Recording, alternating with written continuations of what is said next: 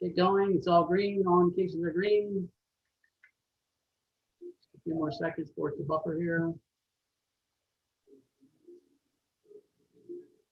And good. Okay, the meeting is yours, Mr. Haber. Let me know if you need anything. Nope, I'm all set to go. I'd like to open this regularly scheduled meeting, even though it's electronic, of the Commerce Township Planning Commission. And we'll start, Dave, you want to introduce Ken? Sure, even though he just jumped off. Ken, we're going to ask you to jump back on Sure. and just give a quick introduction of who you are, what your company does, and what your role is going to be with township meetings and planning commission meetings while we're in the age of holding remote virtual meetings. Yeah, thanks for the opportunity, Dave. I'm Ken Milburn. I'm the president of MERS Live. We provide digital content for many different customers, primarily in the corporate and government spaces. For this particular meeting, we're going to be providing the Zoom support, Zoom hosting. We also do in person with the cameras, and certainly you're welcome to indulge yourself on our website if you'd like to see all the types of various content that we do create. But for the Commerce Township team here, we're going to be providing the Zoom support, the Zoom hosting for most of the meetings that I think will be taking place from the township. And obviously, we're starting with the Planning Commission today. We did previously do the Board of Trustees, and I think there was a Parks and Recs also. Yep. So the meetings will be streamed out, as we mentioned earlier, live on YouTube. The YouTube link is found at the Commerce Township website. You can go there. You can actually watch the meeting live. There is about an 18-second delay on average. And then, of course, the meeting will be there once it's completed, and you can review it in your own leisure. Also, we'll provide the phone support. We know that the residents will be calling in over a telephone, and we will unmute the callers' lines and allow them to speak. And I'll look to the board to let me know when we should move on to the next caller. Again, all callers are allowed in the meeting. If you have a traditional telephone, every telephone caller is allowed in this meeting, and will be muted, but I'll need to have the board tell me when we're at an open point, and then I'll handle the open call question or comments. Okay, thank you, Ken. It's good to meet you, and good luck. Thank you. We already introduced the new commissioners, Chelsea and Rebecca. Chelsea and Sam. So I'd like to start with you, Chelsea. Just give us about a 30-second bio, if you can do that, real quick. Who are you? Where are you? What are you doing? And why are you doing this? Sure, Larry. My name is Chelsea Rebeck, and I am an attorney and CPA with a law firm in Southfield. I've lived in Commerce since 2013 and just moved into my second home in the township. And I really love living in Commerce, and I'm very active in various boards with the state bar, and I really wanted to be more active in my local community. So I'm very grateful that you guys let me join the commission, and I'm hoping to provide some value with my service and a different perspective from, you know, what you guys previously had. And so thank you. Okay, well, welcome. That was more than 30 seconds, but we'll bypass that this time. Sam, what do you got for us? Give us 30 seconds. The clock's on. Hi, well, my name is Samir Karim. I have a master's degree in health facility planning and programming. So I have some background in planning beside designing hospitals. I've just retired 2 years ago and started building a house in Commerce Township. Moved to it a few months ago, and I'm really willing to participate and serve this community for all my ability. Thanks. Hey, that was less than 30 seconds. You win. Oh. I'm very, very optimistic. Okay, moving on. Approval of the meeting agenda. Any additions or corrections to the agenda? If not, we'll take a motion to approve. Okay, someone give me a motion. I'll make a motion to approve the agenda as written. Who was that? Brian. Brian, okay. Do I hear a second? Second. Second, okay. Who's doing the roll call? Me or somebody else? Oh, Paul is doing the roll call. All right, Winkler, Aye. Rebeck, Aye. McKeever, Aye. Weber, Aye. Carroll, Aye. Kareem, Aye. and Haber. Aye. Thank you. Let's get to the approval of the minutes. Are there any additions or corrections from July 13th? I did note, Larry, I did notice one misspelling at the top of page 3. And Samir's name is spelled incorrectly. Samir Kareem should be Karim rather than Kareem at the top of the third page, Paula. Paul, you got that? I do. Other than that, The other 22 additions pages or of minutes. Pardon me? Any other additions or corrections? Take a motion to approve the minutes as corrected. Motion to approve minutes as corrected. Do I hear a second? I would Second, Second, Mr. Farrell. okay, Paula? All right, Kareem, Yes. Rebeck, Aye. Weber, Aye. Carroll, Aye. McKeever, Aye. Winkler, Aye. and Haber. Yeah, aye. Updates of activities in Conroe Township. Let's start with you, Bill. Anything going on with the ZBA? Nothing to report from the ZBA. Okay, Township Board. George, We've had 2 meetings since the last planning commission meeting. Most importantly, at those meetings, we officially approved Chelsea and Sam to the planning commission. A couple other notes of items of note, I should say. The sale of the library site. We provided Bruce Akins an additional year on his option to buy that land.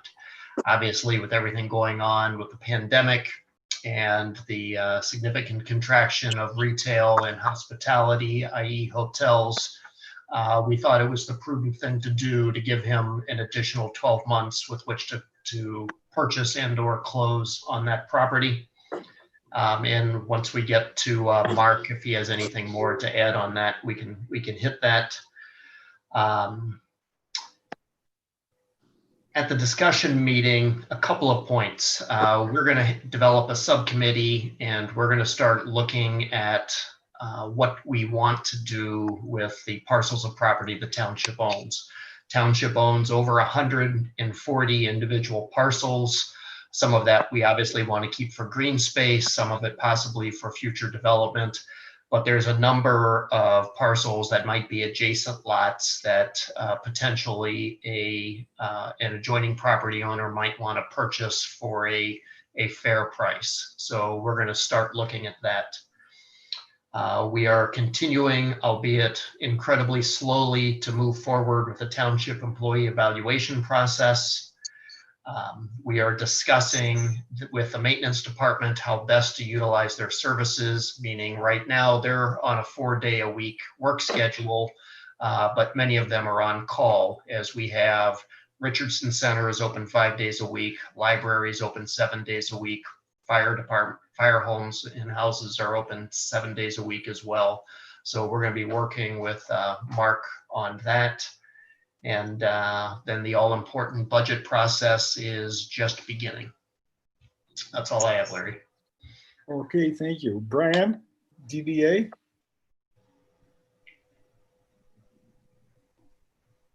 We lose Brian? He's muted. Brian, you're muted. Oh, have him unmute. How do we unmute Brian? Yeah, I'm bringing him up now or attempting to bring him up now. All right, Mark, why don't you take over until Brian comes back on, okay? No problem. There we go.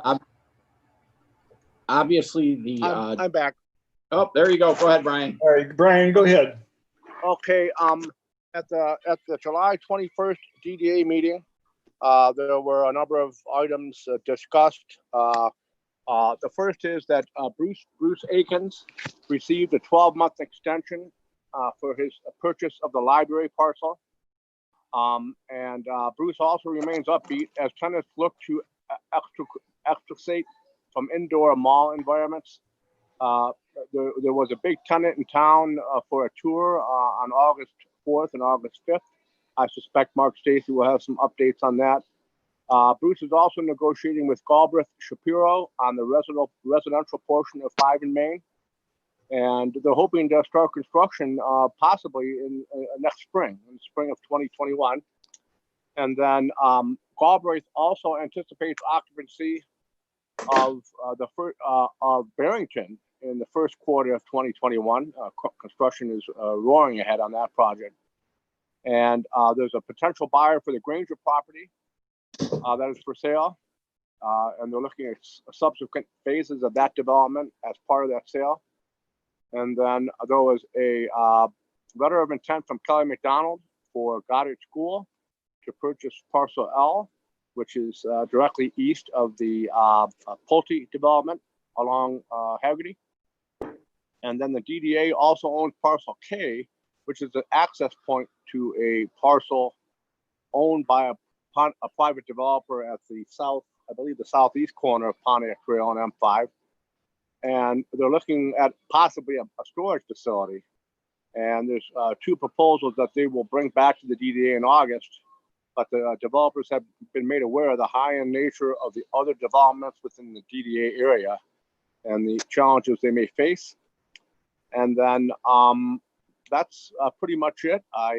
Deb Watson, to her credit, provided me with this update. And as always, Mark Stacy is open to add to my comments. Okay. I think Brian stole most of my thunder on that one.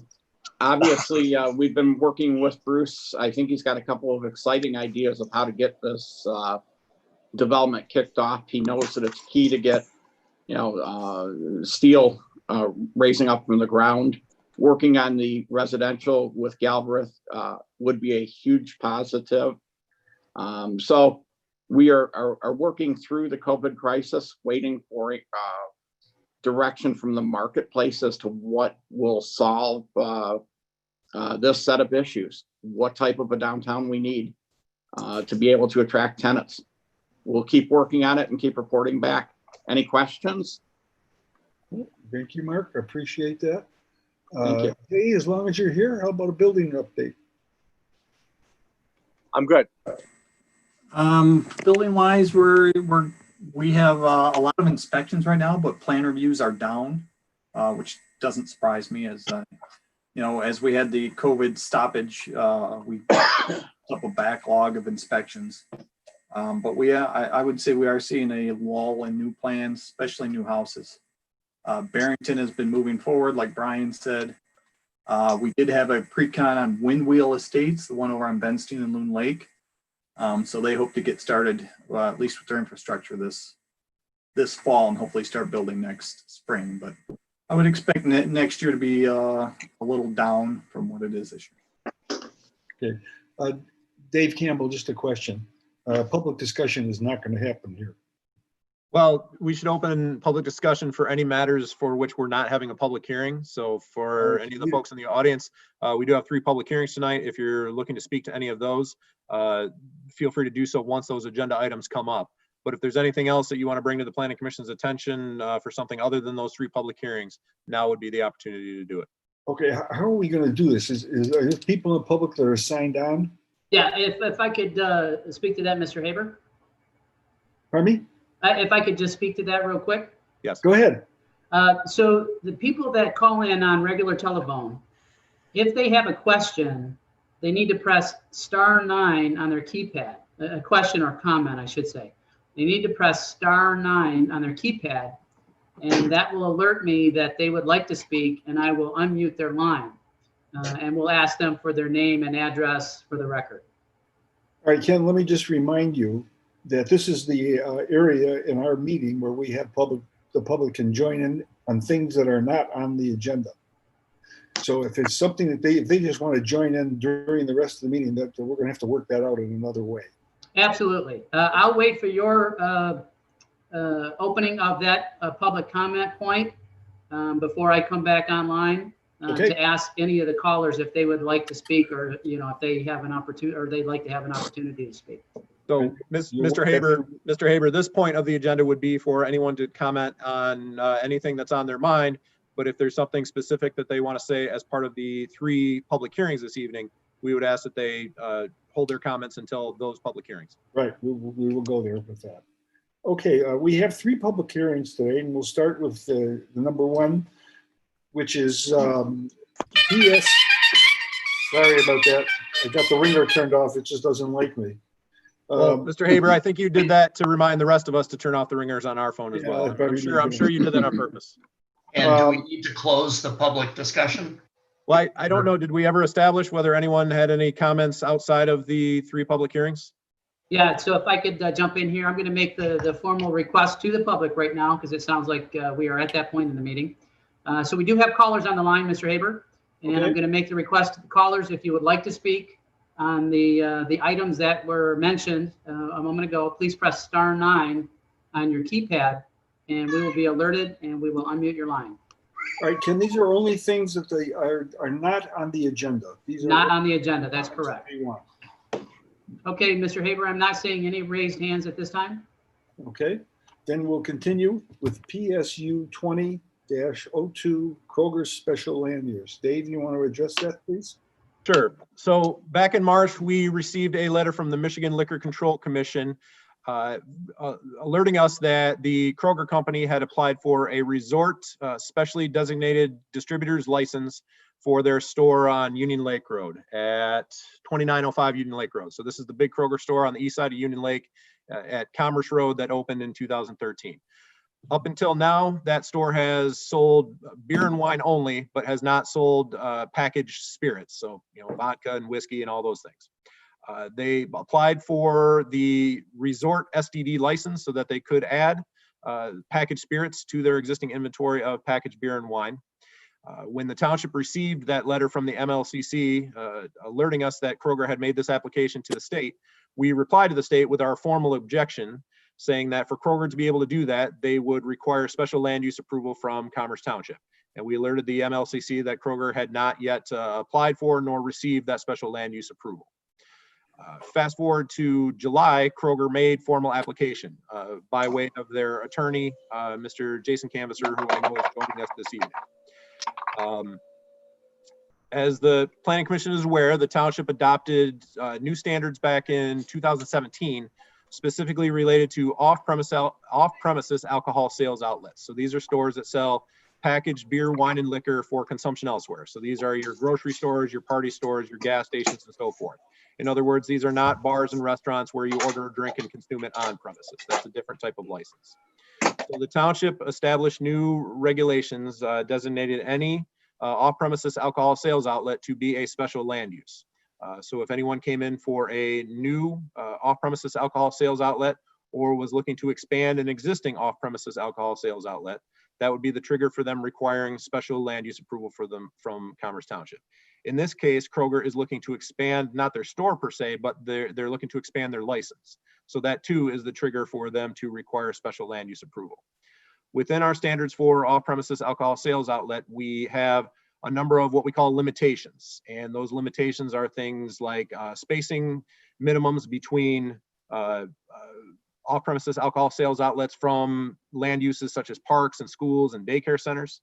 There are spacing standards for between one off-premises alcohol sales outlet to the next. Specifically, we don't allow 2 within any 1 mile. And there's also standards for the hours of operation for an off-premises alcohol sales outlet, particularly when they are adjacent to a residential zoning district. Also in that section are exceptions to those limitations. And one of the exceptions that's notable for this evening is for full-scale supermarkets.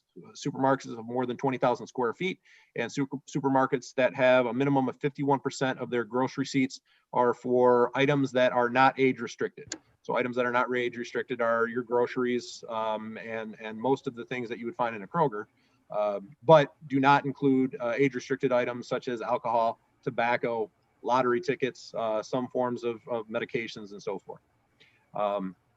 So Kroger would qualify as an exception to our standards for off-premises alcohol sales outlets.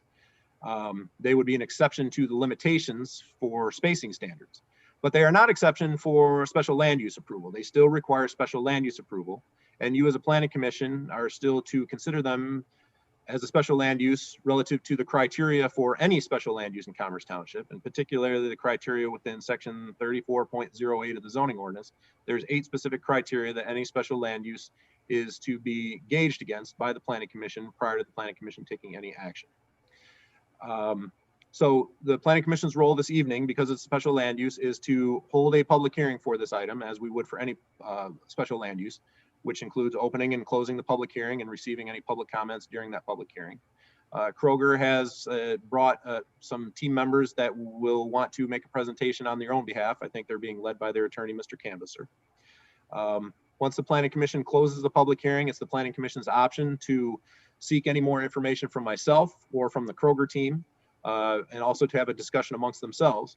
But if the planning commission is ready to make a decision, then you have the option this evening to approve, reject, or table their petition for special land use approval.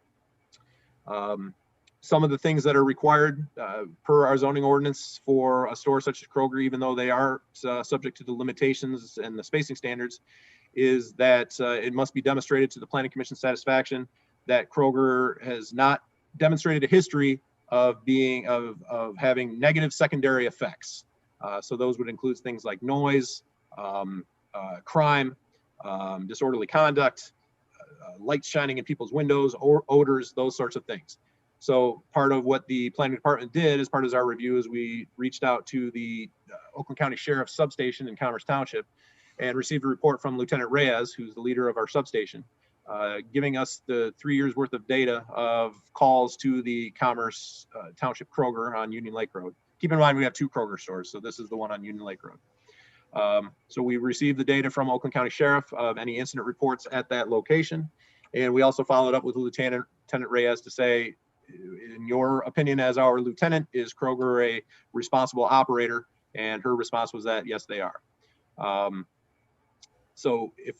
Kroger, for their part, submitted a number of materials, including a summary of their gross receipts, demonstrating that they are well in excess of the 51% of their gross receipts to be items other than age-restricted items.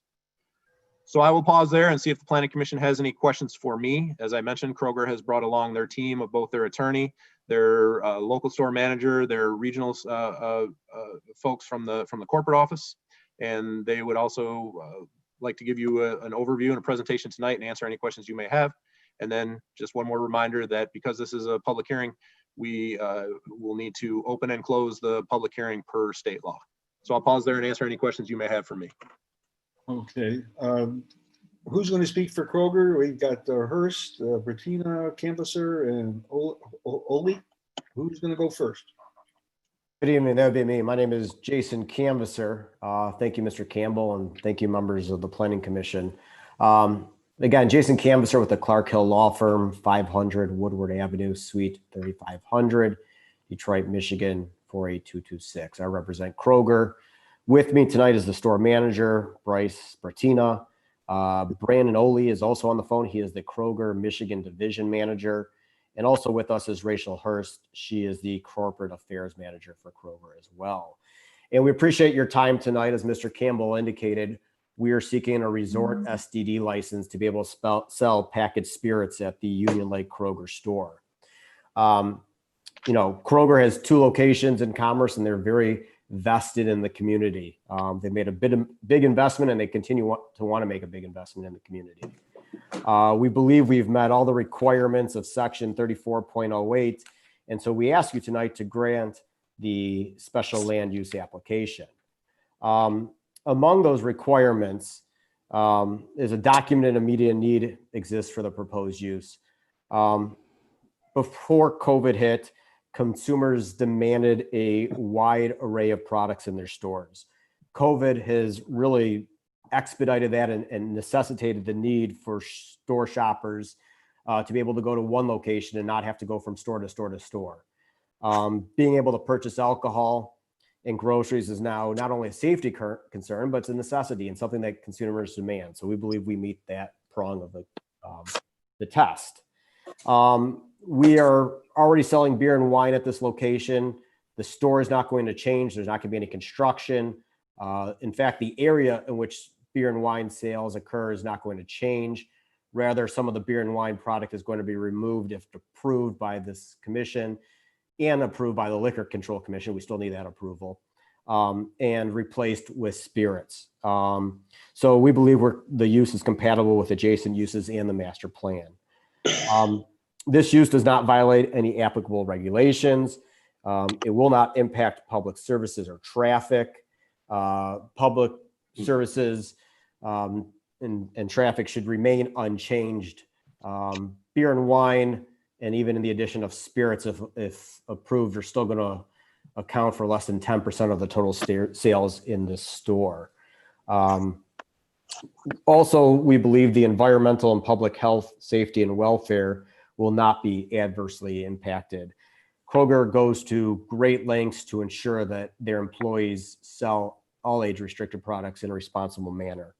Kroger sends all their employees through training. They have internal training. When it comes to alcohol sales, they get all of their employees approved through a Michigan Liquor Control Commission approved training program called TIPS. They bring in outside consultants. They do what's called fireside chats, now in a socially distanced manner, but before they'd have everybody gather together and talk about checking IDs, politely refusing sales, spotting signs of intoxications, and making sure that sales are done in a responsible manner. The point of sale equipment requires that IDs be checked or scanned. Again, another step to make sure that Kroger's selling age-restricted products responsibly. Kroger's going on 3+ years since its last sale to minor at this location.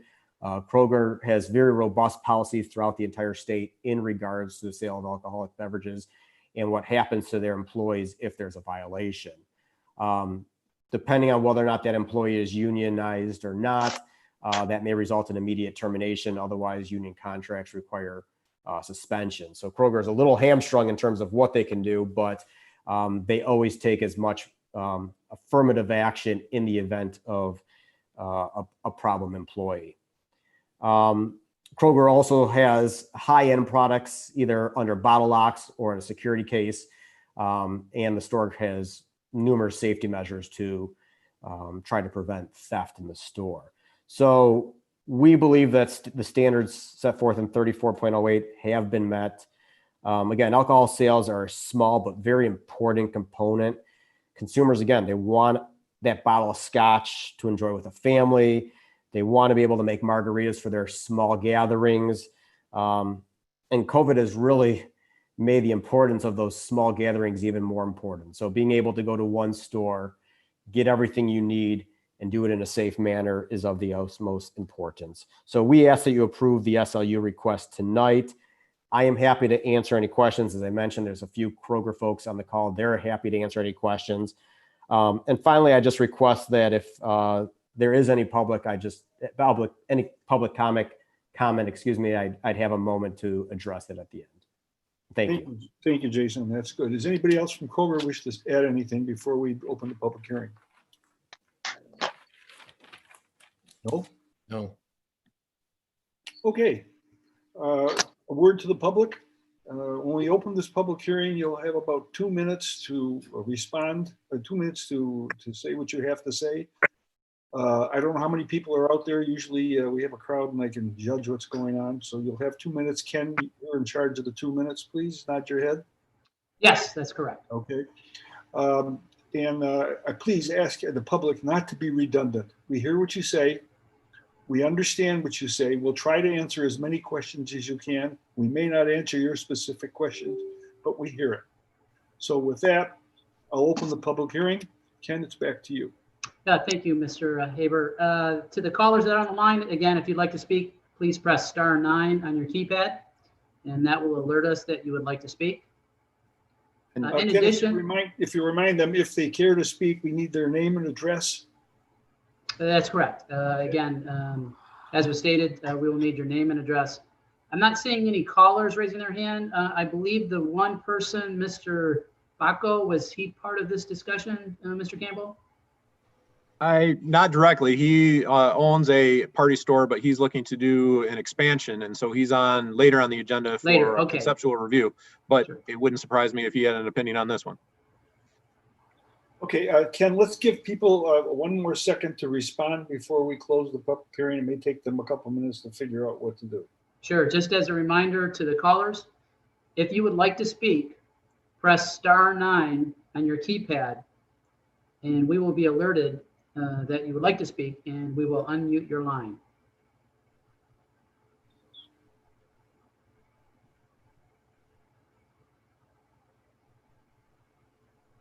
Not seeing any hands raised at this time, Mr. Haber. Okay, and then I'll officially close the public hearing. We'll open discussion to the Planning Commission. Bill, we'll start with you. You have any comments or suggestions or any questions that you wish to ask? Yeah, I mean, I understand what Kroger's trying to do and all. I just don't think, I don't believe they meet the criteria of the first item. I don't think there's a need. If it's available within the neighborhood, then I don't see where that's a documented need. And quite frankly, there's hundreds more people in a Kroger store at any given time than there is in any other store. So I don't see where calling out the COVID crisis changes that issue at all. So I wouldn't and I'm not going to vote in favor of this. I'm not. Thank you, Bill. George? I also had a question regarding the first standard for the documented immediate need, but based on what Jason added to the information in our board pack, I'm okay with it. Okay, Brian Perro.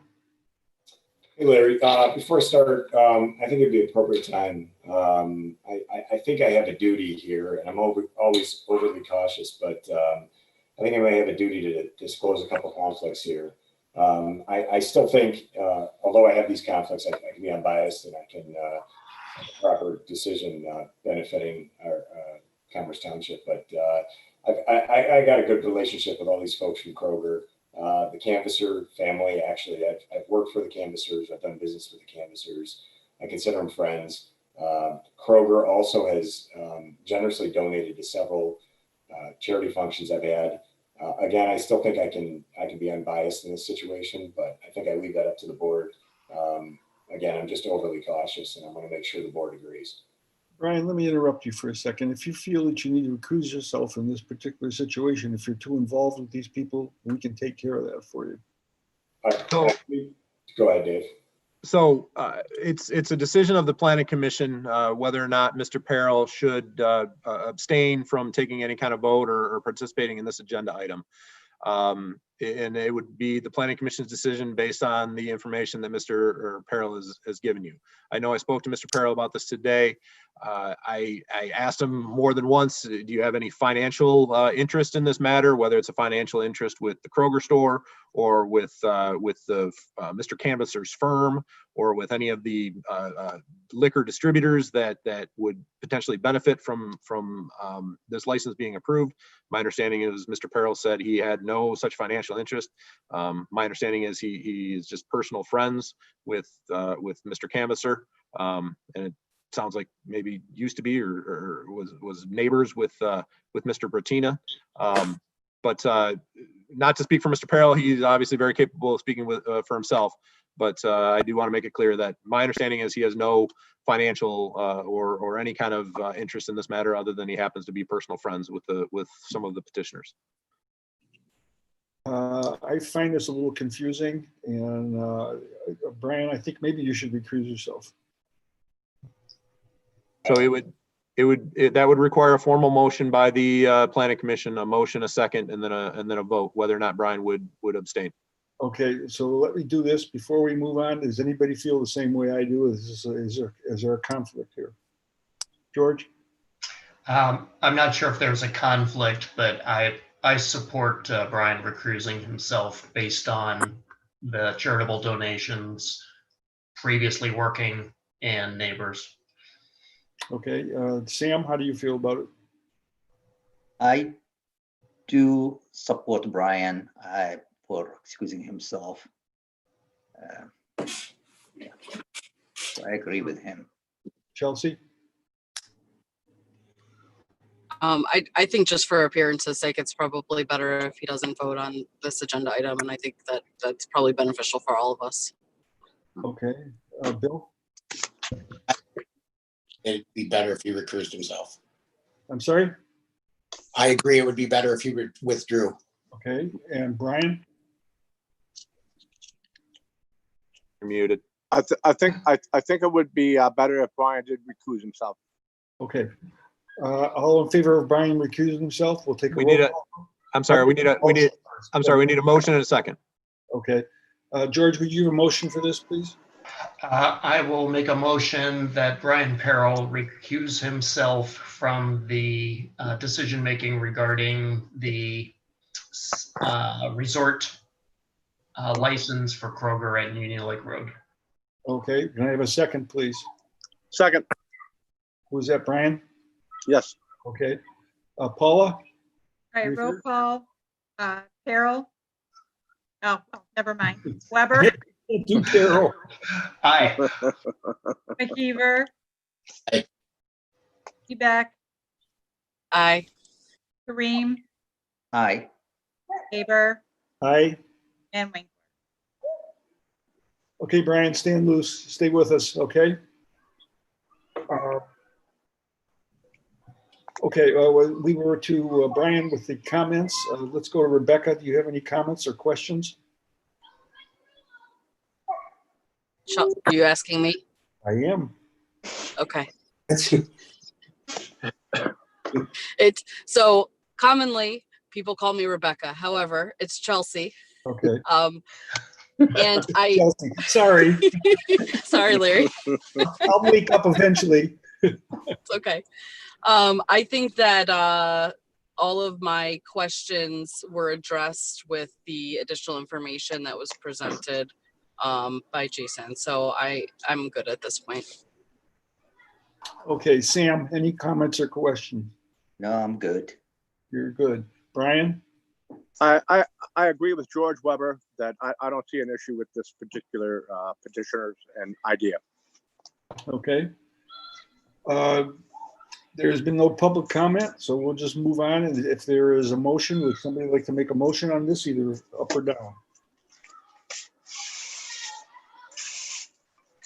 I will move to recommend the Commerce Township Board of Trustees that they approve PZ number 20-03. Mr. Weber, Article. Mr. Weber, you might be ahead of yourself on the agenda packet. Oh. As far as the. Yes, I am. I'm well ahead of myself. So which PZ number are we on here? This is PSU 20-01. And while I have the floor, the Planning Commission has the authority to approve or deny this one. This isn't one that has to go to the Township Board for any action. So I will move to approve PSU 20-01 special land use for the Kroger store, number 00729 at 2905 Union Lake Road, to expand their liquor license from an SDM license to a resort SDD license.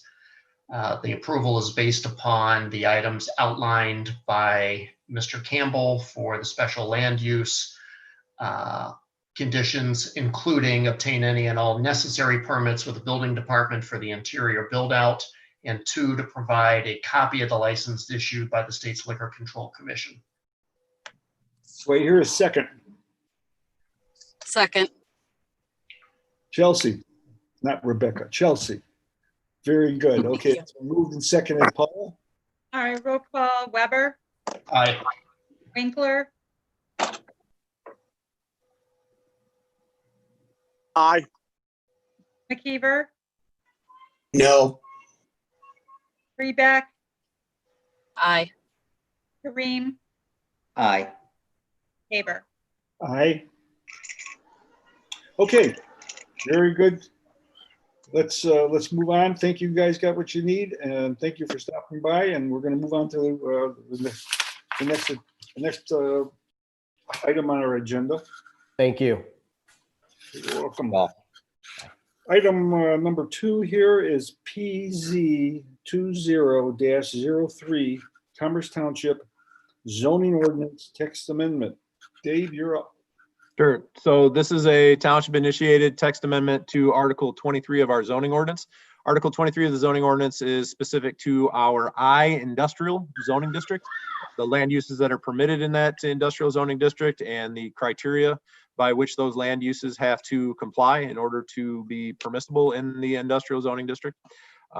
This proposed text amendment was generated by a proposal that you as a planning commission have seen, specifically the proposal by 84 Lumber to acquire 3 properties within the Homestead Industrial Park development along Pioneer Drive, which is on the west side of Martin Road. As you recall, or at least everyone but Mr. Kareem and Ms. Rebeck can recall, 84 Lumber would like to acquire 3 properties, one of which is a improved property with a building on it, and they would like to retrofit that building and the vacant properties next to it in order to do a traditional lumber yard. And when I say traditional, that would be the existing building would be their retail store, and a lot of their inventory would be inside the store. But then on the undeveloped lots adjacent to the west and to the north of that building would be their outdoor storage of lumber. Now, when you as a planning commission saw this as a concept plan, we made it pretty clear to the folks from 84 Lumber that if they are going to proceed with this project, that it has to be a very, very well screened and attractive lumber yard. And the reason we can control that is because the properties in question are currently zoned TLM, Technology and Light Manufacturing. And the only zoning district that the township is allowed, or the only zoning district that the township allows outdoor lumber yards are in our I industrial zoning district. So the discussion we had with 84 Lumber was to do a conditional rezoning of these 3 properties, conditionally rezone the properties to I industrial so that they can do a lumber yard with outdoor storage.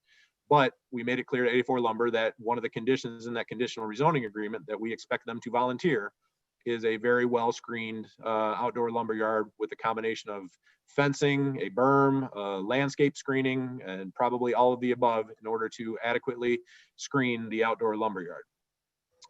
In continuing our discussions with 84 Lumber and their conditional rezoning, it came to our realization that there's a caveat for lumber yards in the industrial zoning district, and that is that lumber yards in the industrial zoning district are not permitted if they also happen to fall into the township's Downtown Development Authority district, or our DDA. So in doing our homework on that, what we came to the realization of was that that caveat was put in place back in 2005 when the township's DDA zoning district, or when the township's DDA boundaries had a lot of industrial zone property, particularly along the Martin Road corridor, which is where the properties 84 Lumber is looking at is located. Since then, as the Planning Commission is aware, most of those properties formerly zoned industrial were rezoned to office research and then rezoned again in 2015 to TLM, Technology and Light Manufacturing.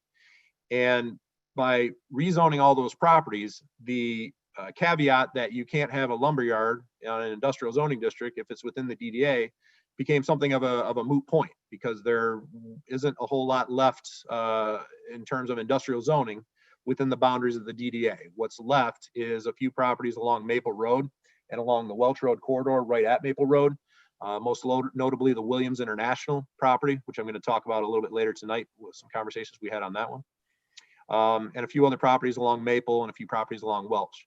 None of those properties look like they would be viable candidates for a lumber yard, either because of their size. I wouldn't expect that Williams International is going to be redeveloped with a lumber yard, or because the properties are already developed and they don't appear to be conducive to being redeveloped with a lumber yard.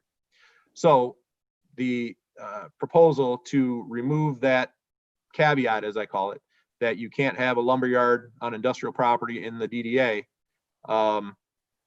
doesn't appear to really have much of an impact, except for 84 Lumber, who wants to do a conditional rezoning to industrial so that they can have the lumber yard in the Homestead Industrial Park. So that's the motivation behind proposing this amendment, is to create an opportunity for 84 Lumber to proceed with their conditional rezoning agreement. Some of that may have been a little bit confusing, or I went through it a little bit quickly because there's a lot of history that led up to this proposal for this evening. So I'm happy to answer any questions you may have on any of this.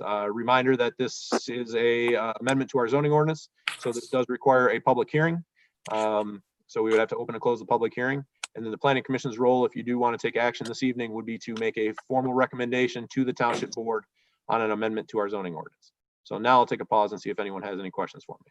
Okay, Mark, anything you want to join in here with?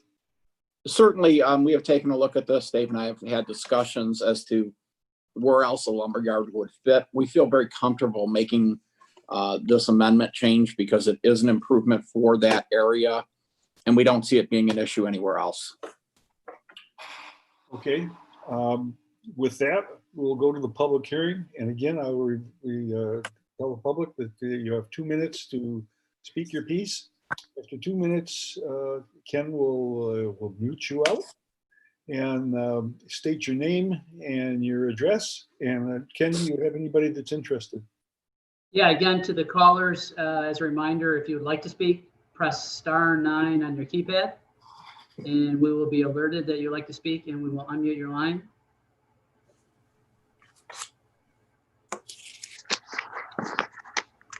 Seeing no callers raising their hand at this time, Mr. Haber.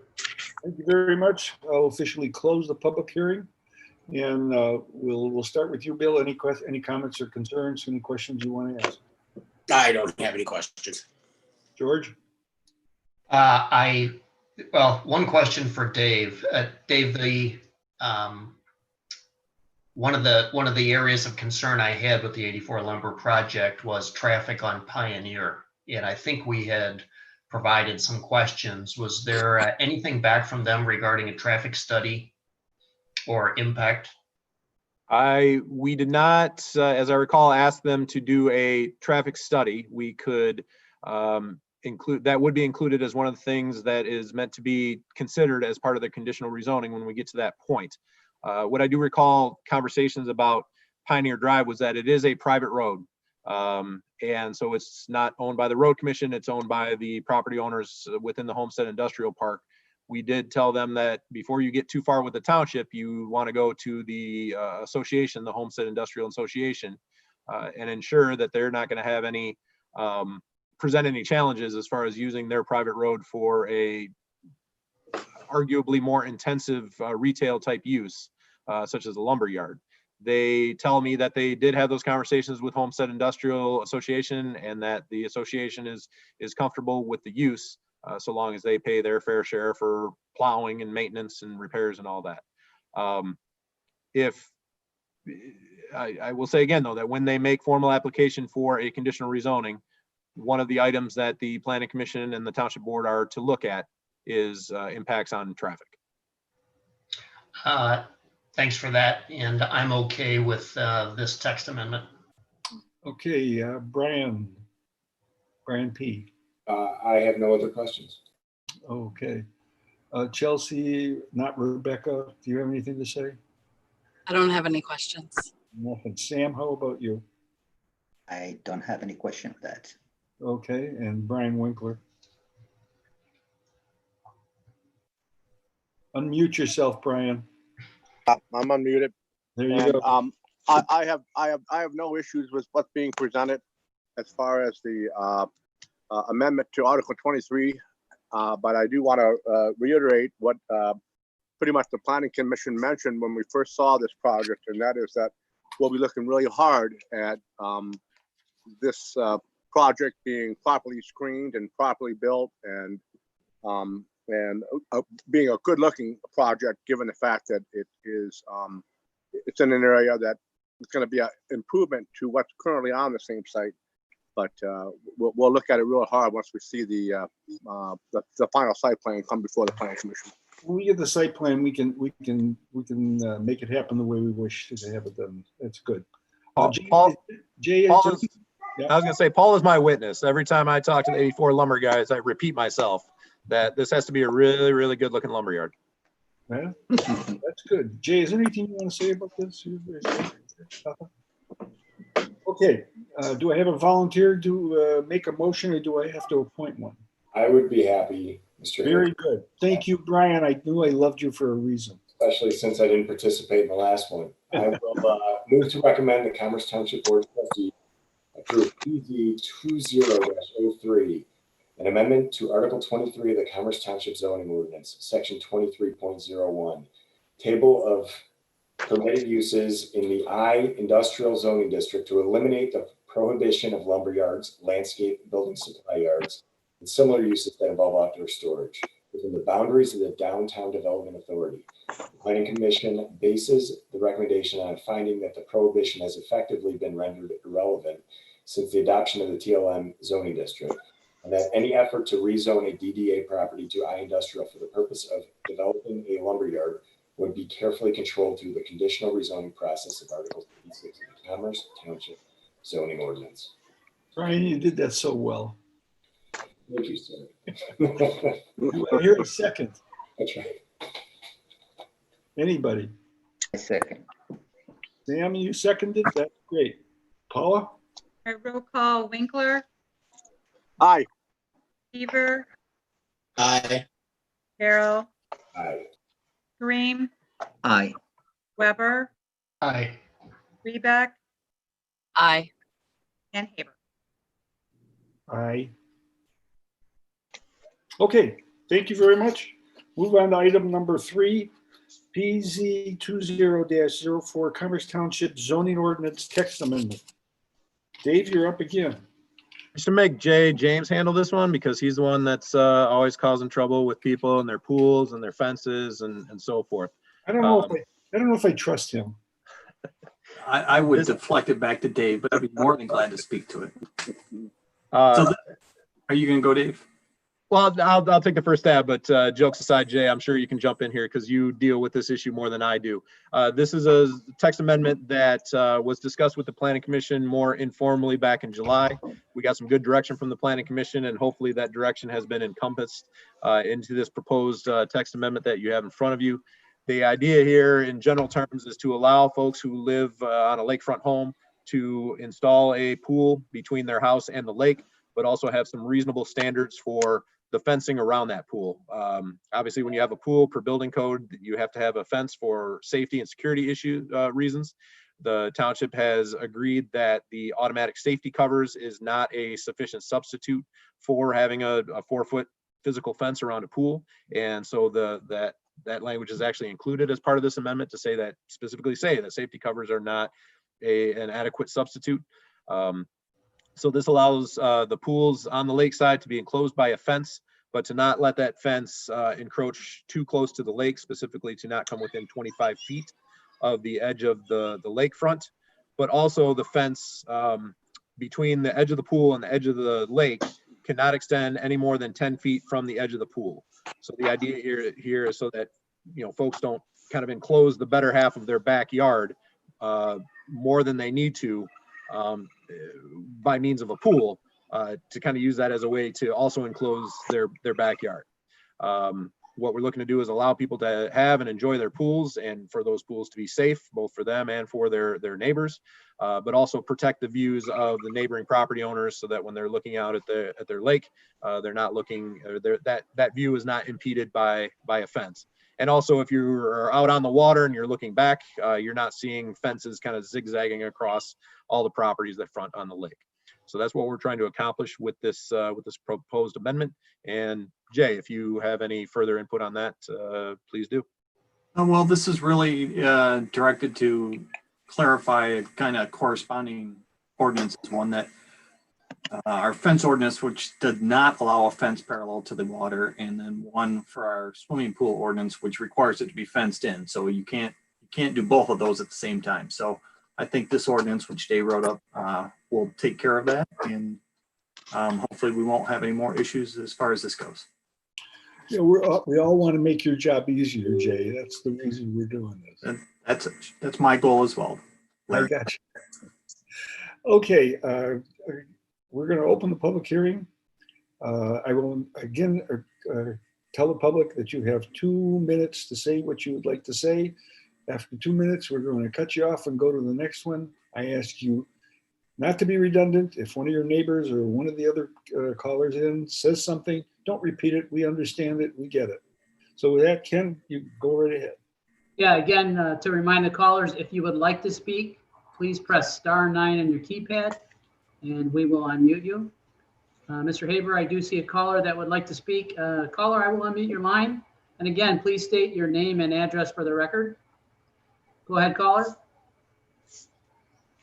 Yes, my name is Brett McDonald. I live at 9135 Commerce Road. So I guess I have a question. So you say 25 feet, so 25 feet to the water, the fence must be, is that what you're saying? Jay, I'm going to let you answer that. Yes, the fence cannot be in the required waterfront front setback, which is 25 feet. So in no case shall the fence be any closer than 25 feet to the water's edge. Any further questions, And- McDonald? Well, the other comment is that, so I guess the confusion I've always had on this, so if I have a pool in my backyard, if you walk 10 feet and drowned in the lake, that's okay. But if you walk 10 feet and drowned in my pool, that's not okay. So I guess the ironic thing here is fences on a lake, it just seems interesting. But the 25 feet is what I have an issue with, is that I know it's 50 feet to be to the water. So now you're saying 25 feet. That seems interesting. Well, the actual setback for your house to the water is determined by the average of the setbacks of the two neighboring properties. So, But you're not allowed to build like a deck within 50 feet of the water. And now that's not true. Yeah. You can, depending on what the setbacks are for the neighbors. So the whole idea is to protect the view sheds. So if your two neighbors are built out 25 feet from the water's edge and your house is 40 feet back, you could put a deck on between your house and the water, but you couldn't go any closer than 25 feet. Well, I understand that concept, but you guys actually made my neighbor Terry's deck down because it was too close to the water because it wasn't 50 feet. But interesting. But I would say as a citizen that, this 25 feet from the water for a fence, I think that's way too much. I think it should be like 10 because I live on Commerce Lower Straits, and I know there's people that got fences within 5 feet of the water. And it's very hard to build a pool in your backyard and be 25 feet from the water. I think that's essentially meaning you can't build a pool. So that's my comment. Okay, thank you very much. Is there anybody else you have, Ken? One last reminder to the callers, if you'd like to speak, please press *9 on your keypad. Seeing no other callers at this time, Mr. Haber? Very good. I'm going to officially close the public hearing, and Bill, we'll start with you. Any comments? I have No comments. George? No comments. No comments. Brian? No comment. No comments. Chelsea? Nothing. Sam? No comments. Brian? No comment. This is too easy. For God's sakes, let's make it harder. We got to earn our salaries here. All right, I'll take a motion. Anybody?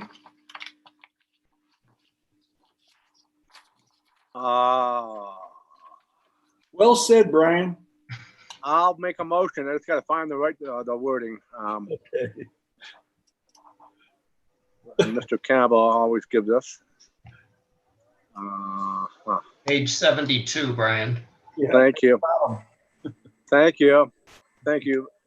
I move to recommend the Commerce Township Board approve PZ 2004, an amendment to Article 33 of the Commerce Township zoning ordinance, including section 3302 regarding fences and section 3303 regarding swimming pools, spas, and hot tubs. The Planning Commission's recommendation is based upon a finding that the proposed amendment provides clarity and reasonable standards to the requirements for fences around swimming pools when those pools are on the water side of a waterfront residential property, while also protecting public safety and the view sheds of neighboring waterfront property owners. Do I hear a second? I will second. Brian Peril is second. Paula? All right, McKeever, Aye. Rebeck, Aye. Kareem, Aye. Carol, Aye. Weber, Aye. Winkler, Aye. and Haber. Aye. Thank you all very much. Moving on to the next item, Commerce Lake. Wait, hold on. Commerce Lake Market conceptual view. Dave, you want to give us just a heads up on this, and then we'll hear from the petitioner. Sure. So this is an existing party store at 1740 Glengarry. So this is near the corner of Glengarry and Benstein on the north side of Glengarry, just east of Benstein Road. The current owner of the store is interested in doing an expansion of the store to expand up to 3,000 square feet on the north side of his existing building, which is the rear of that building. So the property's been there for some time. I think Paula determined it was built in 1973. So for a number of reasons, it's a non-conforming property in the sense that it doesn't meet the township standards of today. If someone were to build a retail store today, our requirements would be different with respect to landscaping and building design and architecture and so forth.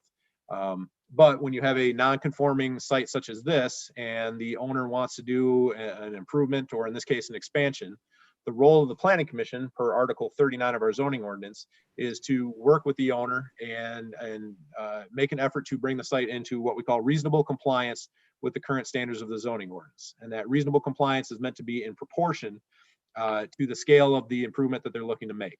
So in this case, the owner is looking to make a up to 3,000 square foot addition to their about 3,000 square foot building. So it would be up to the Planning Commission to make a determination of what would be reasonable site improvements to require that would be in proportion to the expansion that the owner is looking for. Myself and Paula in the planning department have had several conversations with the owner, Mr. Bacco. I know he's joining us this evening, and looks like Mr. Milburn might still need to turn Mr. Bacco's camera and microphone back on. Yes, But we'll attempt to bring him up now. Thank you. But what I'm hoping the Planning Commission can have with Mr. Bacco on a conceptual level is a conversation about what sort of reasonable expectations that they might have to bring the site into reasonable compliance based on the improvements he's looking to make. I think I can pull up so hopefully everybody can see the aerial photo of the store. Yes. So this is the intersection of Benstein and Glengarry. This is the existing store. What Mr. Bacco wants to do is build about a 3,000 square foot addition on this side of the building, whereas you can see it's mostly just wooded area. The reason I think the aerial is helpful is you'll notice that essentially all of Mr. Bacco's frontage is his parking lot and his access aisle, a small bit of green space here, but not a huge amount of space available to do improvements such as new landscaping. I don't know that it would be of much value to require something like a sidewalk, but some of the things that the Planning Commission may want to discuss with Mr. Bacco is I think this is his dumpster over here. So maybe there's an opportunity to require a dumpster enclosure, as we would require for any new retail building such as this. This area might be an opportunity to have a little bit better landscaping. These are the types of things that on a conceptual level, I'd like to have a relatively brief conversation with the Planning Commission and Mr. Bacco. We did put this on the agenda on relatively short notice, so I think an informal conversation is warranted. But what I do want to mention is that Mr. Bacco's store is an off-premises alcohol sales outlet. And so as we discussed relative to Kroger, because he's looking to expand his existing use, he would require special land use approval for that expansion. And what the planning department hasn't had an opportunity to do yet is ensure that all of the limitations that we require for such an expansion can be met for this location. We haven't had a chance to look what sort of public parks and schools and churches might be in the vicinity. We'll get to that point if Mr. Bacco opts to move forward, but we thought for tonight's purposes, just a conceptual conversation of reasonable site improvements would help him make the decision of whether he wants to move forward. Thank you, Dave. Mr. Bacco, is there anything you'd like to say to us? No, I would like to thank everyone for letting me in at a short notice.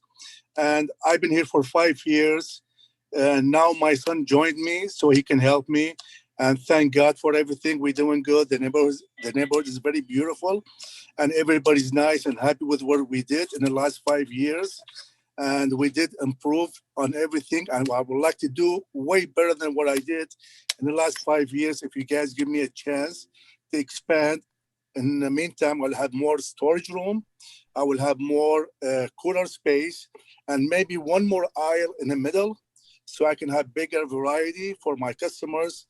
And like, I have a request list. There's always something new or something people want. They don't want to drive too far, for example, to Walmart or to Kroger's or to Myers. They like to come here because we give them a good service. We take care of everything. We like to, keep the place clean and organized and neat. And like Mr. Dave said about the landscaping up front, I'm going to dress it up a little bit nicer than what it is right now. And, I'm going to do the best I can because this is my bread and butter and I'm making a living out of it. And I'm very happy here. And my customers are very happy with me. And I thank everyone. Well, thank you, Mr. Bacco. And we're going to give you some ideas. How's that? That's fine with me. And one more thing. I'm sorry to cut you off. I'm going to tap to the city water. This way I can have fresh water just in case in the future, maybe I will bring some sandwiches or some deli counter because at least 5 to 10 people ask me for sandwiches every single day. So this way, when I tap to the city water, that will give me a chance to have fresh water for everyone. Okay, well, thank you, sir. Yeah, You're welcome. Bill, any comments, any suggestions that you have? Would the expansion of the store require additional parking? If you're asking me, Mr. McKeever, we have not looked at that specifically, whether the square footage ratio would warrant more parking. I think it would be difficult to do just based on the layout of the existing store. I don't think there's a lot of space to add additional parking along the back side of the store. We could certainly look at that. But we did discuss that with Mr. Bacco. And Mr. Bacco, correct me if I'm wrong, just because you're there on a day-to-day basis. The impression you have is that the parking you have suits your customers' needs? You know what? Yes, it does. Yes, it does. Maybe in the future when I expand more, I know I'll be okay, but just maybe I will need a couple of more parking spaces. I'm going to be honest with you. I'm not going to lie to you and say, no, this is perfect. No, it's not. I would love to have more parking space, but the way everything's been laid out, maybe in the future I will be able to buy a property next door to me, which is, I heard there's a rumor could be for sale within a couple of months. And I would love to purchase that and, make it look good, pave it. I'll have more additional, more parking space and will look nice because now it's an eyesore, to be honest with you. I don't know if you're familiar with it or not. It used to be a gas station and a mechanic shop. I mean, honestly, I don't mind buying it and just tearing it down just to make the area look good. So, yeah, I don't think anybody would disagree that property next door to you could use a better look to it. Mr. McKeever, another thing that might be relevant is it may depend on how he's going to use the expansion space, whether it's going to be more usable space for customer foot traffic or whether it's for coolers and storage and things like that. That could impact the ratio of what sort of parking he'd be required to put in. Okay. There's a lot of work to do on this yet, obviously. So let's just give him some indications of how we feel about it, and then he can decide if he wants to proceed with it. Bill, is there anything else? It's only the landscaping. The landscaping would absolutely have to be addressed. Yeah. Yes. Okay. Yes. I'm sorry, Bill. Did I cut you off? No, I'm good. George, I'll cut you off too. What's next? Well, I live close to the Commerce Lake Market, and I'm a customer of Mr. Bacco's probably a couple of times a month. And it needs, well, it's had some lipstick done or some minor enhancement to the exterior. There's, I think there's quite a bit more that could and should be done. I also have a concern on the parking. It would be very difficult for people to drive around to the back. It is a very small, a very narrow alleyway between the fence to the property to his west and to get to the back. Also have a little bit of concerns as the way this will encroach into residential. There is to the northwest of Mr. Bacco's property is a very nicely maintained property. And this will definitely encroach back there, as there's probably at least 2 mature trees that would have to be taken down in order to expand 30 feet to the north. So those are just some of my initial comments and or thoughts. Thank you, George. Brian Perro. Thank you, Mr. Haber. Agree with my fellow commissioners. Parking obviously an issue. I think there's landscaping can always be beefed up. I'm not certain exactly where you could do it. I know there is that little land out front. A couple comments that I had. Dave, on your, did you pull up an aerial of it showing the dumpster? I believe you did. I did, and hopefully can do it again. So I thought on your aerial, you showed a dumpster on the east side of the property.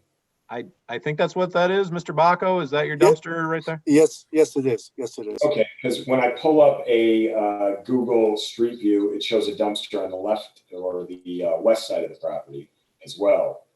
Oh, there's another one there, Brian, from the other building. No, I'm sorry. I'm sorry to cut you off. It used to be on, there's a one for that vacant lot. And my dumpster used to be on this side, but I moved it on the other side for safety purposes. Yeah, so if this is an aerial from March, and yes, it looks like the dumpster used to be on the west side of the property, and now it's since been moved sometime before July 15th, and now it's landed over here. Yeah, no problem.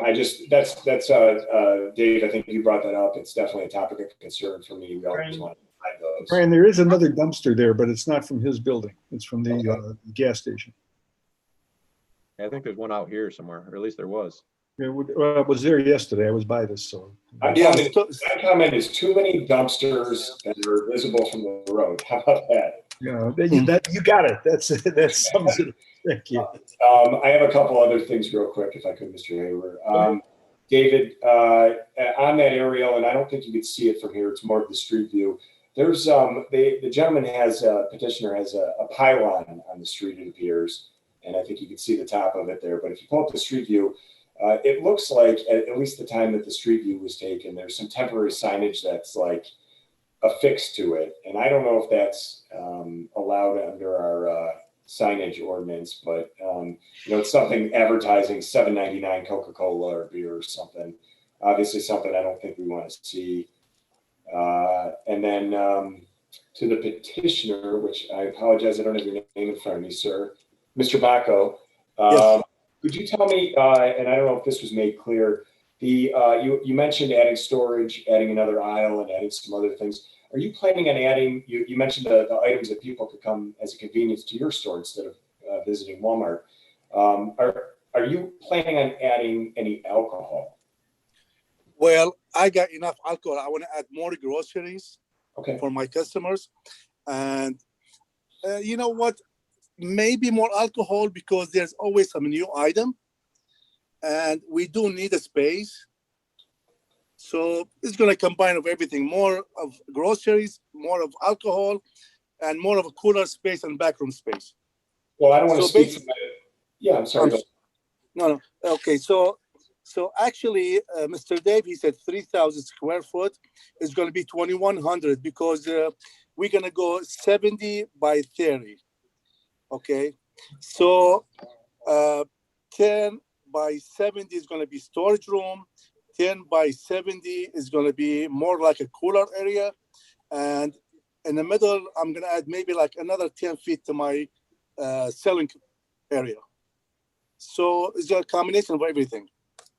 Okay, I appreciate that. Thank you. I would just like to confirm, and I don't know how we validate this or police it, but I'd like to confirm that we're not taking 2,100 or 3,000 square feet and just filling it with liquor.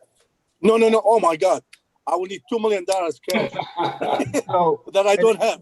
So that might be a relevant point though. When we're talking about expanding an off-premises alcohol sales outlet, and this is a conversation I might have to have with the township attorney, but it may be a question of whether they're expanding the building for the purpose of adding to their alcohol inventory or expanding the building for the purpose of adding, as Mr. Bacco mentioned, groceries or maybe a sandwich counter or whatever it is. That might be relevant to our discussion of whether he's allowed to expand the off-premises alcohol sales outlet component of his business. And it sounds like you've got more work to do, David, and we'll let you do that. I know this came kind of late. You also made a comment about that there may not be a possibility due to the building's proximity to a residential zoning district. And I know you got to do some research behind the scenes on that. We do. At the risk of repeating myself, Mr. Bacco was excited to get some preliminary feedback from the Planning Commission, and we wanted to get it on tonight's agenda. But we all agreed that there's more homework that needs to be done. For sure. That's it for me, Mr. Haber. Thank you very much. Chelsea, any comments? I just wanted to ask Dave, is there anything significant about the non-conforming use that you think that should be mentioned, the way that it's built right now? Is there anything that can be addressed that we would like to see, or anything that you can think of? So a lot of times the non-conforming nature can almost work in the applicant's advantage, because then it becomes something of a trade-off, right? He wants approval of an expansion, and this is an opportunity for us as a township to get reasonable improvements as part of that approval. Because what we don't want is for no one to ever make an improvement to their property, because to do so would be so overly burdensome and have the township require so many improvements that people just say, the heck with it, I'm just not going to do it at all. We don't want to put ourselves in that position. So that's why we want to be reasonable and find a good middle ground. Some of the things that have come up that I think are reasonable are maybe more of a facelift to the public side of the building, the Glengarry side of the building, some additional landscaping where there's room to do it, which is limited. The dumpster enclosure. Maybe there's some operational improvements that can be made. Maybe we could look at the parking lot to see if traffic could flow better through that parking lot. Those are the off the top of my head ideas that we've discussed with Mr. Bacco. Okay, thanks. Mr. Bacco, the only things that I really have to add, and being a relatively new member of the commission, I think that it will go a long way if you, bring something that is looks nice and it kind of makes the neighborhood better, and also address the stuff that we brought up tonight, which is parking, and give us a good idea of what you plan on doing with the extra space, so that we have something to kind of go on. But otherwise, I don't have anything. Thank you. Sam, any comments? Yes, I've been looking at the site plan, and it looks like on the left side, there is a possibility of having driveway there to the back side of the building, which will allow maybe the owner to move his car or the delivery car there to create more parking at the front. And there's the other possibility on the right side to have the dumpster in between the building and the neighbors and have some sort of a gate. So there's a lot of possibilities of improvement in this. I'm talking this as an architect, I'm imagining it. Yeah, there is a possibility of improvement and making it look good. Okay, Brian? I was gonna mention great minds think alike. Paula was thinking maybe if there were to be parking in the back, maybe that could be limited to employee parking, just because it is kind of a tight area, and so it would be more suitable for employee parking rather than public parking. Brian Winkler, unmute yourself.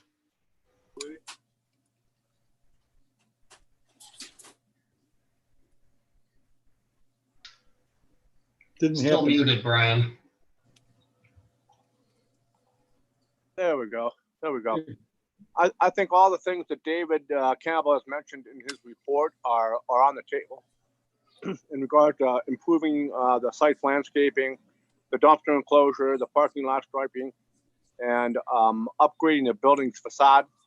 The one I also agree with Mr. Kareem and with Chelsea about the fact that this is a chance for the owner to improve the look of the building, and it's our chance to have him improve the look of the building as part of the site plan approval. I also suggest that he possibly look at strategically sizing his addition so that possibly some of the trees to the north of the building can be maintained. That's my. Thank you, Brian. You're welcome.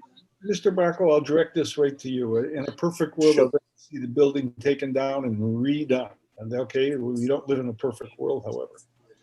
In the second perfect world, it would be nice if you could acquire the property next door, because that is an eyesore and that would really solve a lot of your problems. Yes. Hopefully one day that property will be. Great idea. You can do something with that. Mhm. It's been a challenging property ever since I've been on the planning commission. That put aside, there's a lot of work to do here. I mean, we're going to ask you a lot of things. We're going to ask you to beautification in the front. We're going to ask you to do a lot of things. I hope you picked up some pointers here that the planning commission would like to see. Sure. And we'll look forward to you moving to your next step if you choose to do so. I would love to. I would like to have a list of things that need to be done. And I'll be more than happy to do the landscaping. I'll be more than happy to gate the garbage container. And I'm going to cut the trees in the back.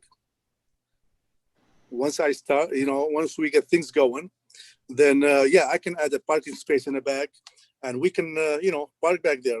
Yeah, that would be no problem. I think your best bet is to work with our very talented planning director, and I say tongue in cheek, but he knows what we want. He will guide you through this process as he always does with most of the people that do ask for his assistance. And then if you decide to come back to us, I would love to see it. I'd be more than happy to. Okay, thank you very much. Thank you. Okay.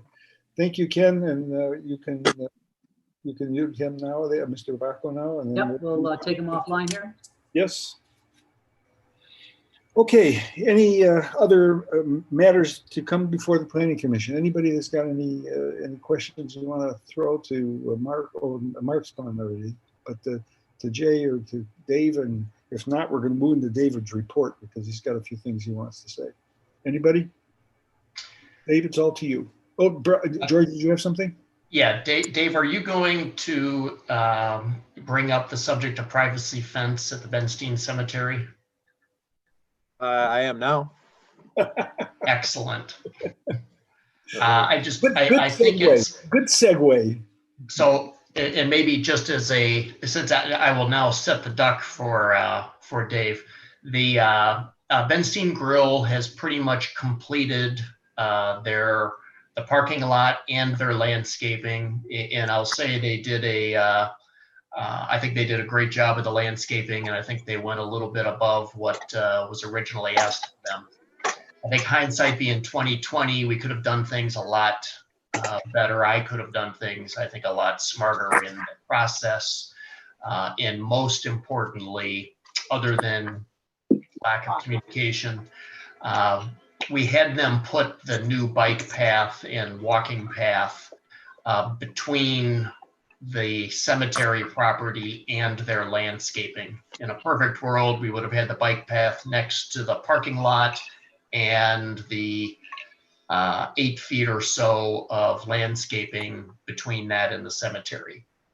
So where we are now, I think there's an opportunity to have a discussion on whether the township should put some level, probably I'm going to guess 100 yards, maybe 75 yards worth of privacy fence from the back of Benstein's property to a point where the bike path makes a turn.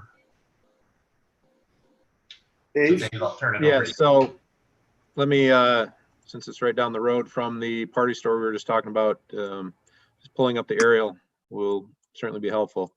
Everybody can see the aerial, correct? Oh. That's because I haven't turned it on yet. How Pretty good about now? Yeah.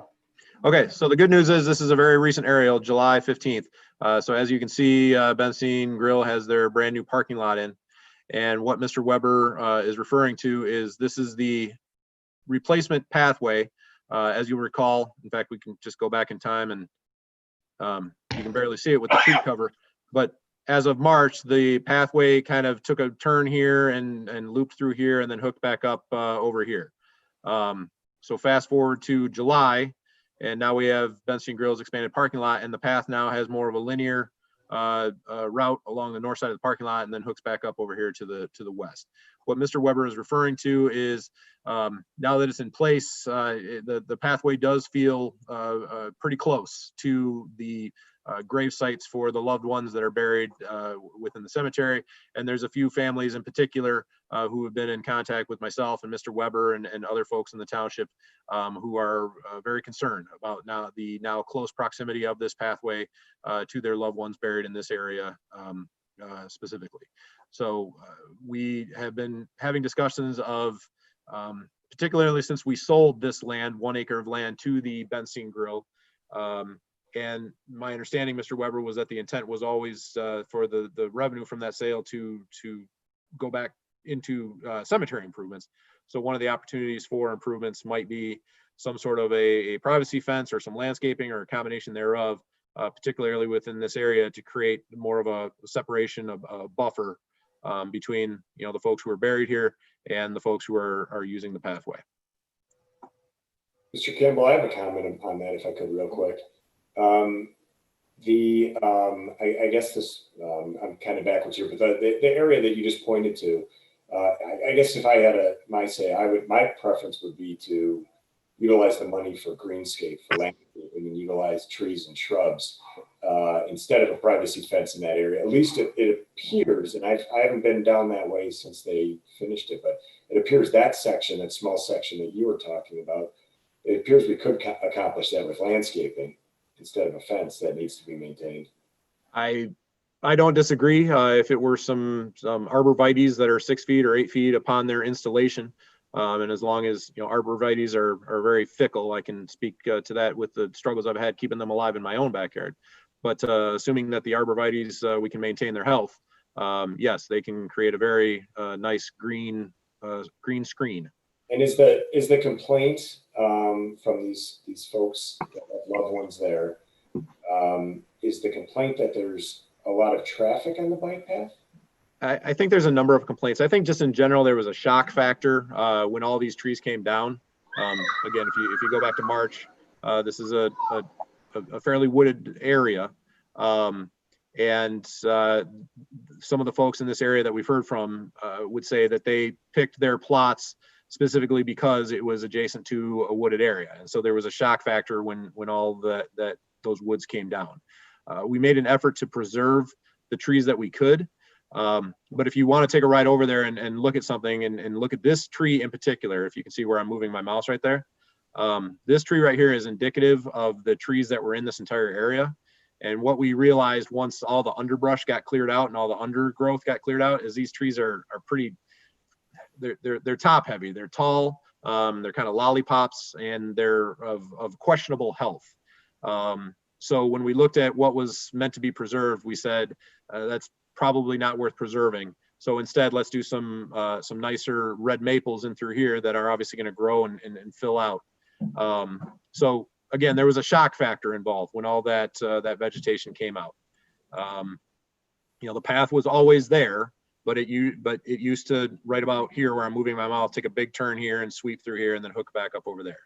So the concern, to answer your question, Mr. Peril, is the loss of the vegetation, and the concern I've heard them is that people using the bike path, that's going to invite noise and potentially vandalism, and kind of disturb the peaceful nature of the cemetery now that the pathway is so much closer to the grave sites.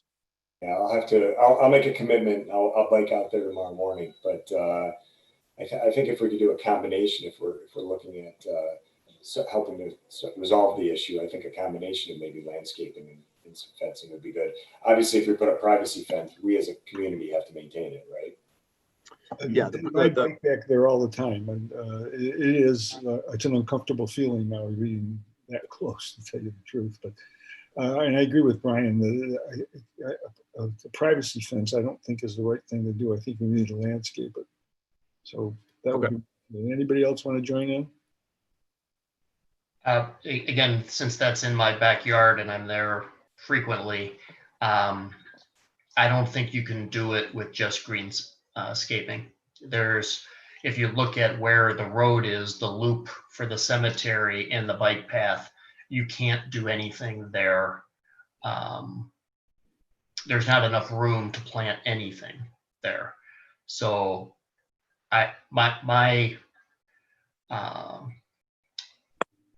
idea would be a combination of a privacy fence and some level of greenscaping as well.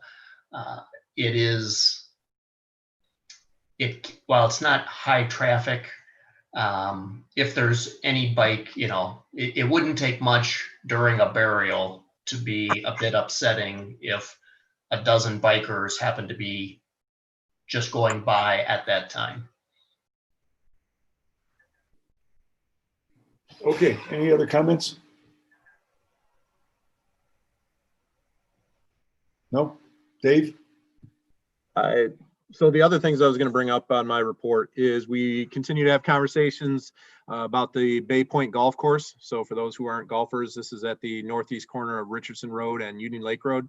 This is a property that's been eyed for redevelopment for a while. There was a proposal going back at least as far as 2005 to redevelop the golf course with homes. A lot of those talks stalled during the recession and the years subsequent to that, but now there's renewed conversations, as I've discussed with the Planning Commission. The latest conversation we've had, without getting into too much detail, because I think there's still some, negotiation and some sensitivity with the potential buyer and the owner. But the latest proposal is to do something much less dense than anything we've heard about before, and instead have some large estate lots encompassing the old golf course. So more to come on that, but I just wanted you to be aware that those conversations are ongoing. This is a significant property based on its location and the traffic patterns along Union Lake Road. So it may be good news if they're not looking to redevelop it with hundreds of houses, but instead looking to develop it with significantly less than hundreds of houses, I'll say. We've been through this before with this. Now there's a couple of issues that were going on with the road commission about possibly eliminating, putting a roundabout in there or taking part of the golf course out. So that has to come into consideration. Going back a number of years when these companies came to us, there was one ex-employee, I don't know if he was just disgruntled or what, but he claims that they have buried some chemicals near the work shed back there. That needs to be looked into at some point before anything moves forward here. The other thing is anybody that buys that property is going to have some duck boots because it is going to be very wet there. I play golf there on occasion, and sometimes the golf carts get stuck in the mud. So it's a challenging site for whatever it is. It's very challenging. And they're going to have to do their due diligence to find out if they're going to have to cart in truckloads of dirt to try to satisfy that. The developer buyer who's looking at it is a very known and sophisticated developer. So they're familiar with everything you're discussing, Mr. Haber. And the idea here is that they're going to do just a number of big estate lots that would sell for big money so that people can build big homes with frontage on the lake. And that they would pick the high and dry portions of their lot to do their building on, in an effort to not have to do some of the things you're describing, like bringing in tons and tons of fill to make this site buildable, which is what they'd have to do if they were going to try to build 200 houses out there. Okay. Speaking of building 200 houses, the Township Board continues to have conversations with the prospective buyers of the Sleeth Road gravel pit, the westernmost of the 3 Sleeth Road gravel pits. They are tentatively going to be back in front of the township board at the board's meeting on the 18th with some more detail on their prospective brownfield plan. So if the board is agreeable to that, then at some point in that process, their plan will come in front of the planning commission, most likely as a planned unit development. But before they get to that point, they need to get some more traction with both the township board, Oakland County, and the state of Michigan on their proposed brownfield. We're still overdue to have a joint meeting with our township board, and I said to my township trustees, let's get our 2 new members of the planning commission on board and at least let them have their first meeting before we have a joint meeting with the township board. But I still want to remind everyone that that's something we want to do. We did have a conversation with some prospective buyers of the Williams International site. So this is on the south side of Maple Road, just west of M5, a very large piece of property. And so Williams is slowly migrating off of that property into their new facility over in Pontiac. And so in the meantime, they're bringing in prospective buyers / developers for that property. So we'll continue to have conversations with those prospective developers. Last thing I'll mention is a lot of folks, including some of you, have asked me for an update on the results of the election, and particularly the election for the township supervisor. Last I knew, we do not have the results yet from Oakland County Board of Canvassers. The write-in ballots all have to go to Oakland County to be tabulated. Oakland County's deadline is 2 weeks from the election, which would be August 18th. And I think what we heard today, Paula, if I can put you on the spot and unmute you, I think what we heard is Oakland County is likely to not release those results until the 18th because there was a particular reason that you mentioned today of why it won't be until the 18th that we actually get the results. Yeah, I was told that they can't certify it until the 18th. So until it's certified, we won't know unofficially or officially until that day. Okay. And Paula's sister is the township clerk, so she gets all the inside information. So we won't know the results of the August primary for the election for supervisor until August 18th. And that's everything I had to cover on my report, unless anyone's got any more questions for me.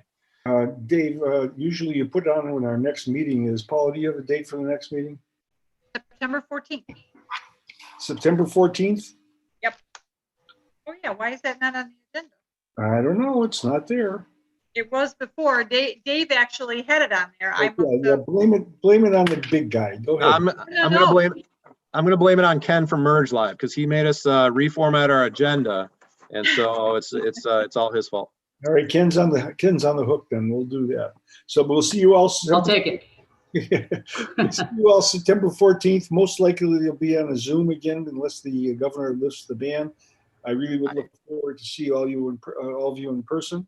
So with that, I'll entertain a motion to adjourn. Motion to adjourn. Do I hear a second? I second. Second.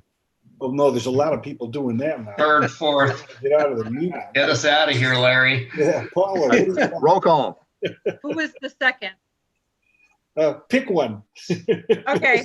Sam. All right. Sam is good. He's new. Let's give it to him. Haber, Yes. Winkler, Yes. Rebeck, Yes. McKeever, Yes. Weber, Aye. Kareem, Yes. and Carol. Very good. Welcome again, Sam and Chelsea. We'll look forward to the next meeting, September 14th. Thank you all. Thank you. Thank you. Thank you, Take care, everyone. Larry. Nice meeting Take you. care. I have Thanks, to hang out Ken. here for just a few moments and let this wind down, but feel free to log off. Okay, what did you say now? I just have to let this wind down for just